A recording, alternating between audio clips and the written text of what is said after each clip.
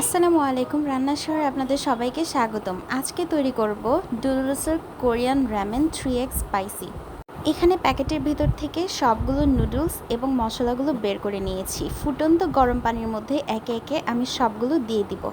দুই রকমের মশলা same same ছিল, আমি দুইটাই ব্যবহার করব, আর একটি ছিল স্পাইসি মশলা।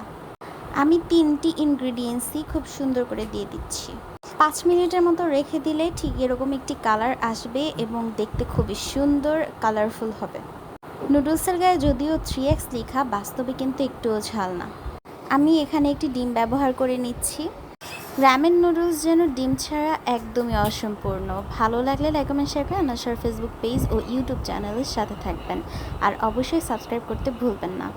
আপনারা চাইলে বাসায় ট্রাই করে দেখতে পারেন। এটি খেতে কিন্তু অনেক বেশি মজার ছিল, তেমন একটি ঝাল ছিল না। তাছাড়া আপনারা চাইলে এখানে অনেক রকমের সবজিও ব্যবহার করে দেখতে পারেন। টাটা।